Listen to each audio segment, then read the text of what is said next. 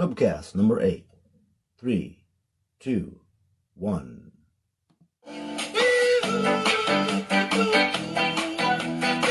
From Adonai Studios, here in Wrightsville Beach, this is the Dubbcast.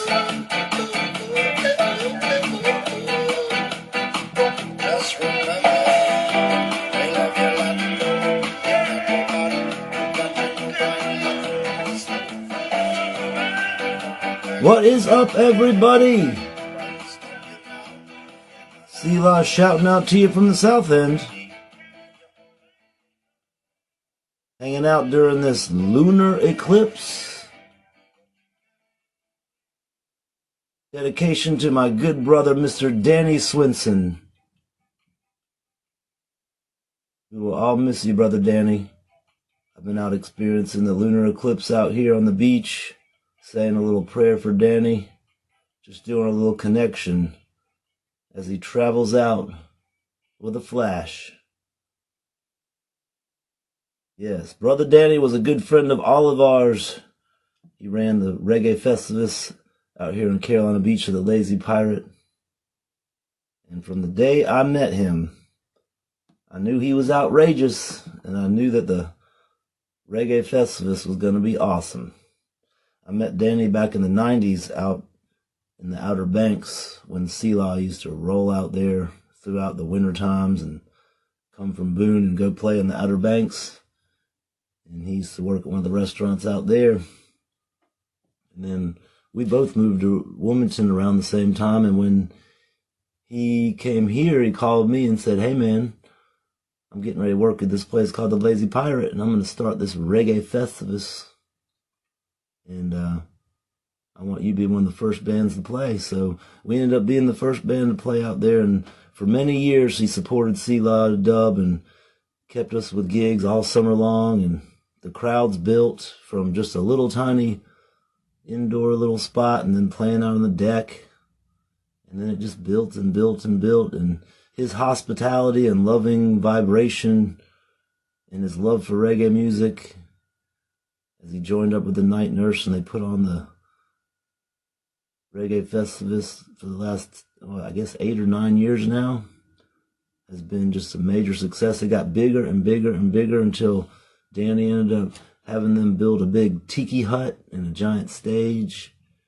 And the last few years here, we've had a big PA system and a stage, and he's given all of the reggae bands a place for us to jam and have unity and everybody sing and dance and get together. And it's been an incredible vehicle for everyone, an incredible place, throughout the summer. So it's just big love and unity to Brother Danny. Super kind spirit, a living Buddha right here on earth. He'll be sorely missed by everyone in the community. He's always reaching out and giving a helping hand to everybody. So big love and unity to Danny. This show is dedicated to my good friend. We love you, brother. And we truly appreciate all that you've done for us in the community. For sure. All right, we're here at wait, hold on. All right, we're back here on the Dubbcast. Today I'm interviewing my good friends here, Eric and Sydney. What's from up? the Kaya. Hey. How we doing today? Dude, this is the most beautiful day. Might have some planes going by and stuff, but we decided to do it on the deck today. Yeah, we're live on location. Hanging out on the beach here in the Lumina Studios. So Eric and Sydney, tell me more about the Kaya. Well, the Kaya was started in 2013 by Taylor Fargnoli. He's the founder. And he, just wanted to bridge the gap. That's our tagline, bridge the gap between the bands and the fans. Better connect not only what's going on in the music world, but who they are as people as well. Yeah, the behind the scenes. Yeah. So we've been, building that over the years, and this last year we started our YouTube series, which is the main thing we're focusing on now, called Bridging the Gap, with the lovely Sydney here as our interviewer. And, we just want to keep going and connect as many bands with as many people out there as possible. And not only just the bands, but Everyone in the scene. Yeah, you know, people that are throwing. We want to know events, venues. writers. Everybody, anyone and everyone that makes things happen. Yeah. That's what we love to know about. It's like because there's so much work that goes into, you know, putting on a show or putting on a festival or heck, even just like recording an album. Like there's so many pieces to the puzzle that people, you know, that maybe aren't familiar with how the music business, you know, operates. They're just like, oh, like why haven't people put out music? Like what? Like when's your next show? Like what's, you know, or if there's technical difficulties, you know, like, you know, what's up, guys? Like why do you suck? And like it's really like, I don't know, a vast world that I feel like deserves a lot of appreciation because everyone works so hard, dude. There's people, you know, especially in those festivals that are pulling 20-hour days easily, if not 24. And people don't realize that. They think, oh, they're just having fun too. Like, It's no, blood, they're sweat, running and back and tears. forth. It takes a lot of people to throw a music festival. There's a lot of Backstage at the moving pieces. festival is not that Gosh, much fun. it's like, yeah, the craziest, most stressful but like beautiful thing because like it's great. It's like the, you know, inside of a clock, like you get to see like every little part, you know, running around and like doing their own separate tasks just to put this whole thing on at the time. And then you just hear like, oh, something's going wrong, and then like you just see like 3 people run, and then just like, you know, they get it fixed, and it's just crazy. Like those people are the unsung heroes because, you know, they're behind the stage, you know, behind the curtains. Well, that's what my brother did for probably 20 years. He ran an amphitheater. Oh, And he had all the big bands coming through. And let me tell you, it was the most stressful thing I've ever seen. gosh, man, I mean, it's to crazy. get all that stuff set up in 1 minute and get all the gear set up and then get everybody sound checked, and they're coming in from another town, and then drive them around, get them fed, get them on stage. You know, it's like Then you have to wear thing. like vans breaking down, and then people getting arrested on One the way thing to the going show. wrong, yeah, one thing going wrong, and the whole operation is a mess. But then, like, you know, you spend the whole weekend go, because, like, we were, you know, at the festival at Surrounded by the Sound, and we ran, I don't know how many interviews a day, but it was a crazy amount. It's just like, you spend the whole time, you're just, you know, we're getting this person, and then, you know, we're just enjoying the festival in the little breaks, you know, we're all trying to, you know, get a chance to see some of the bands, and then once it's over, it's, like, so rewarding, but then you're just like, I want more, like, You want more. take me back, even though it was, like, in the moment you were running around, and then you're like, well, shoot, now what do I do with my life? I'm like, no. Those moments in between, though, when you just even get 5 minutes to rest and you just go down, check out whatever band's playing, it's those moments that, like, you can really appreciate it more, because you're not just, like, going from one band to the next, like, and enjoying it from start to finish. You're really, though, like, with us, like, getting to talk with the bands, it's even more special seeing them on stage after, like, getting to know who Right. they are. It's so cool, yeah. Like, you start to see their personality on stage, like, that, you know, that you got to kind of meet. And then you see how that, you know, how they express themselves. But yeah, no. Very cool indeed. That's I mean, that's why we all do this, though, is because we all loved music, you know, and then we started to play music, or we started to, you know, film people play music, or we talk to them about music, like, you know, it's cool because we all just, like, had that one shared interest, which is why, like, social media and everything with all the Facebook groups and everything is a big deal, because now you get to literally connect with anyone and everyone, and almost most people that go to all the shows are posting on, you know, these bands groups, so it's cool to be able to see the bands then interact with the fans, because a lot of them do, like, you know, live, you know, broadcasts, and they'll do, like, little acoustic stuff, so I get to see that, and then I can ask them about it, like, so cool. Like, Yes, to have lived in a time when there was no social media, that, and now to live in this time where it's in the literal second of life, you can see a show halfway across the world. This was stuff that I dreamed about when I was a kid. Right. To have this access and stuff is it's all up to us now. The music, we've got complete freedom, and it's completely been given to us in a way where I had no freedom when I was younger. You had to get into a machine, and they had to take you in and do all these things for you. Now you have complete freedom to do everything in your own, you know, however you want to do it. And so it's just, I think it's just awesome. Yeah. Well, the power to put out music independently now is just, I mean, you can produce, fully mix and master, you know, in your closet or in your bedroom, or, you know, convert your garage. Like, you could literally make music anywhere. And that's, like, a lot of bands they'll record the song in their hotel room, like when they're on tour, you know, and then you're like, well, now we got a single. So it's instant. You get to have that instant gratification. Your job is super important too, because these bands are not necessarily the best at promoting themselves, getting the word out there, networking, and the things that you guys are doing brings a one-stop place where you can go and check out everybody in the Low Country, what I call the Low Country roots scene, this awesome little reggae scene here. And I just want you to tell us some of these different people. I know all these people, some of the people that you've been like kind of working with, like you've been interviewing and stuff, and like the local people and the national people. Like, yeah, we work a lot with Signal Fire. Those are our homies. Oh yeah, you know, because they're literally right up the road. Yeah. And we got to do a documentary for them on their album that came out. Yep, I saw that. Very cool. So that was a lot of fun. And you just interviewed DHIM. Yeah, DHIM just came out. Yeah. And then Amani Smith in the Give Thanks Band.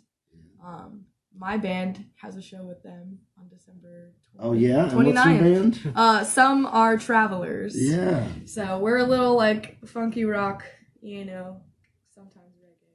Yeah. So we're gonna celebrate Amani's birthday and the bassist. So how cool. Tony and Amani. Yeah, dude. Yeah. It's been so rad to meet all these, you know, Wilmington, you know, local bands that are just like so tight knit. It's a family. It's you would like, not believe. I mean, and every show Because you we go don't to, you have, see it.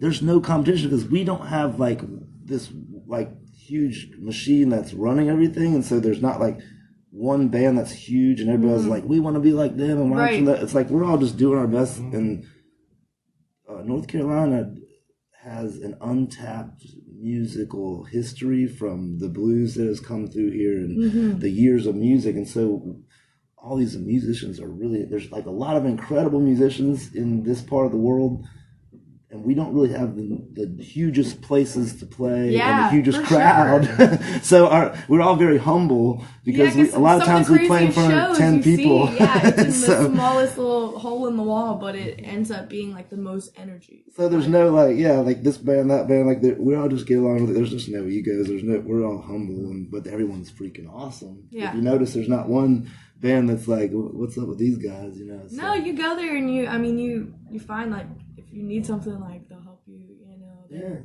They're already just like, you know, if they've been there before, they'll just let you know what's up. I think it's fun to kind of bounce back and forth with them because they all like to kind of come up on each other's sets and, you know, mess around and do some jamming, which I like to see too, because it's just like you can see it because like you feel it in the room because each show is different. So like, and they've played with each other hundreds of times, but like each show you kind of get that different feel. Or like, because we've seen a lot of these bands, you know, multiple times a week sometimes, but like each show, like it's like different. a new show, and I think that's so cool because there'll be people from out of town that'll just happen to be there and hop up. Yeah, that's the cool part of Wilmington is. You know, and dude, everybody comes on vacation. The crowd, like you end up seeing kind of the same people. Like people, will meet, you know, for the second or third time at a show, and they'll be like, "Yeah, I came down from Philadelphia, or you know, like over, you know, in like Atlanta or something." Like people will drive out here for like some of these bands, because I think, make it a point to connect with these people because we are a family. Like you come to the show, they hang out after the show, and they're meeting people and they're talking to them, and so it's cool just to like start to recognize people, be like, "Hey, you!" And people start recognizing us. It's weird. They'll be like, "Oh, what's up? Are you guys the Kaya?" And I'm like, "Oh, yeah. I guess we are." It's very cool. Like, I've seen this over the years in, like, scenes like the Athens music scene. There was a scene in Chapel Hill. There's been scenes in New York. I've seen these scenes that have come up where even, like, the jazz scenes in the Chicago blues, the Memphis blues, the stuff going on in the Delta. I've seen these scenes come up where there's been a unification of people like what we got right now, and people talking like this and filming and like getting together, you know, and it was where it's a down home local thing, everyone connected, but these incredible musicians that are all have these similar roots, you know what I'm saying? And it's I think that's what the Dubbcast is about. That's what this Kai is about, to like kind of get this out, to let everybody know about these bands. That's what I'm trying to do, is kind of highlight DHIM, Signal Fire, Elephant Convoy. Yeah. What else? We got Michael Akins. We got DJ Natty Nate. We got Ross Bongi. Selah Dubb. I mean, it goes. I'm probably missing Manja. Mm-hmm. I mean, I'm missing people. We have this little scene that I can equate it to punk rock scenes in LA at a time, or the punk rock scene in London. These things that happened at a time. The big reggae scene of Jamaica, or those kind of times where these bands were all coming together. Well, we have that going on right now. So I'm just stoked to unify with you and get the word out to everybody, and kind of interview all these people, and kind of let the rest of the world know what's bubbling up here, right in this one little part of the Carolinas. Because one thing we have right here is unspoiled, because it's just an incredible part of the world where it's incredible country. It's still kind of like not taking over. It's got a little bit of everything, Yeah, but we still got a little, So anyways, I'm super appreciative of what you guys are doing. I've been definitely watching what you're doing with Matt Irie. Yes. Now he's gone to Arizona. Yeah, I know. What is he doing? He's just they're taking a little winter break. He went out there. He's got family out there. I see. And then they're going into the studio soon. He's always got these mysterious little things he says, and then I don't know I haven't talked to him, so I don't know what the hell he's doing. he'll put some mysterious. We're on to something big soon. Da da da. I'm like, what are you on to? Actually, we're releasing his new single on the Kaya. Okay, cool. December 31st. Better Off. Cool. It's super good, like really good. So we're stoked to put that out, and then he's gonna be putting out a new EP soon. Yeah. But Arizona's, sometimes you just gotta go see some family. It's holiday season too, and you get back into it. I love jamming. I've done some tours in Arizona. It's super fun. Like, that's one of my favorite places. Flagstaff, Arizona is probably my top 10 towns in the U.S. to play music. The crowd there is just super into it. Like, they're real. Never been out there. I'd like to though. Yeah. That's where my aunt was from. The aunt who's 6 months younger than me, which is like the weirdest thing ever. When we were growing up, we would be little, and she would always tell me, she'd be like, "Call me auntie." I was like, "I'm not calling you that." I'm 6. You're 5 still. That is hilarious. Yeah, because I'm from Las Vegas, so we were you are? Right there. So what's new for you guys on the future here for the holidays? You going to do the Matt Irie? We've got that. We got a couple big... Michael Akins interview coming out this Saturday. And then next Saturday, we've got an interview with Hyrie. Nice. She's probably the furthest west. No doubt. They were really freaking cool. And when they come here, they played when? They did a benefit show for Hurricane Florence. Yeah, that was the Signal Fire. It was at... Well, that was actually the day they played Signal Fire, but the day before they were here in Wilmington at Burnt Mill Creek. Oh, okay. Mm-hmm. Yeah. Cool. And they came in, they'd packed that place out, and Monty Smith. And then we got to do an interview after the show. And that's our end of the year release that we got. We hope to go out. And then we've got a special interview coming out at the beginning of January with Selah Dubb. What? Yeah, we just did a little interview out here on the deck. So. Oh my gosh, I can't wait. That one's gonna be really good. I'm ranking them, and I'm not even trying to be but no, that was one of my favorite ones. I just talk too much. No, it's perfect because it's so great to be able to kind of bounce back ideas and really dig deep, because I do a lot of interviews, and so it's cool to see, have different conversations with people. It's fun for me. That's why I do it. I'm into the interviewing. I've always been into it, but now I'm just really deeply wanting to go. It's just so fun to connect with certain people that are close, and get their vibe out, hear their story, like people like Michael Akins. I watched him grow up. I don't know you know the story, but Michael Akins came to one of my shows when he was in I guess he was in 9th or 10th grade, and he at the end of the night, we played this festival out there at the amphitheater in Wrightsville Beach. At the end of the night, he came up and said, hey man, can I come do a little acoustic song real quick? All his little friends were like, oh, let Michael play, and I was like, who's this little kid? He's like, come on, man, let me play. The crowd's not gone yet. And I said, hey, sound man, can you just leave a mic up in one line while you're packing up? And so Michael played to the crowd as they packed up, and everyone sat back down, and little Michael was up there, and he was like, I mean, this is little Michael. I always call him Mikey, because I knew him as the little 15, 16-year-old kid, and he was just up there rocking out, and all his high school friends were there, and everyone sat back down in the dark, and the sound man just sat back and mixed them. He did like 5 or 6 songs. That's and awesome. so from then on, Mikey would come and open up for me at the Oceanic, and I'd have him play between the sets or open up, and he'd do his acoustic thing. And I deeply tried to get, you got to play the reggae, you got to play the roots.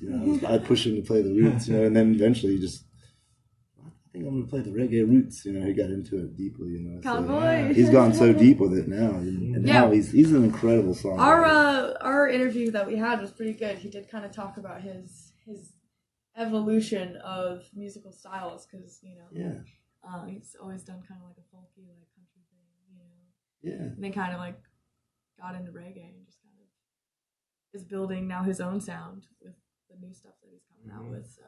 It does really good. I watch him play live, and he just kills it. I mean, Yeah. all the musicians around here are just incredible. There's one around every corner, which is why you should go out, support local music, support the scene. Oh yeah, That's the way to do it. Yeah. You can hit interested on the event on Facebook, but if you actually show up and go out there, you'll probably have a really amazing time. You'll meet some really cool glass people. Nowadays, for sure. And so the Kaya is available. You can check it out on YouTube. YouTube.com/the Kaya Media. And then we're on Facebook and We on Instagram. Yep. And are y'all gonna start doing a podcast? No, we mainly do just the video interviews. But like now doing this, I really like this. So like I want. Well, I'm trying to get you. I want you to do a podcast. Yeah. Because see, I'm trying to get like I'm trying to get like a peanut gallery of people I'm networking with, and I want to have you guys on my podcast a lot. You have your podcast, and we all web together with all of our friends in the Carolinas.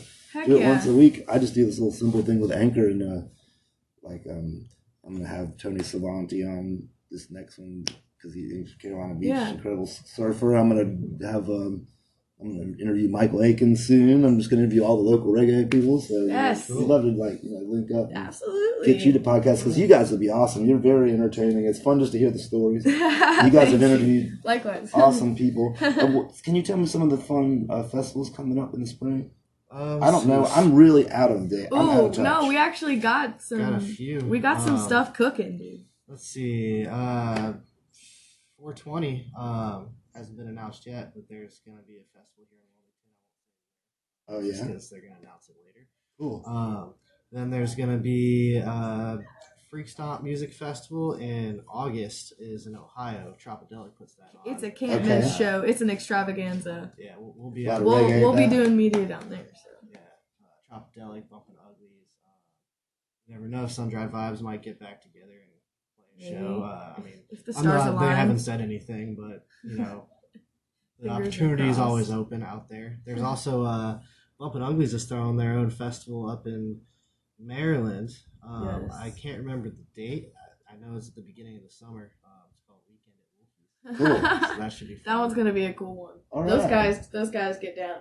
I like it. Fun festivals to come. Well, I got a new management, so we'll be getting on some festivals, and so we'll be letting some people know. Heck yeah. We'll be out there on the run. Well, Eric and Sydney from the Kaya, it was great talking to you guys. Thank you for having us on. I'd love to just chat, and I want to have you on again soon. And, yes, we would love to be here. This is the most perfect day. Our friends here at the Dubbcast fully appreciate everyone just chatting because they sit at work and they got nothing else to do but listen to the podcast. And when you're listening to this podcast, I just want you guys to just envision yourself on a deck right in front of the beach. Yes. Looking at the birds fly over the ocean, and you'll get the vibe even if you're in office. This is our life here at the beach. It's freaking awesome, and we try to put that into the music and send it out to the people. So that's why I'm doing the Dubbcast, and I'll be vlogging a lot and showing the beach a lot more this next year. So I've been hiding it from everyone. Yeah. But yes, for coming to be on the podcast. Oh my gosh, and yes. We'll talk to you soon. Yes. Sounds good. Peace out, guys. Big love and unity. Later. Thank you guys.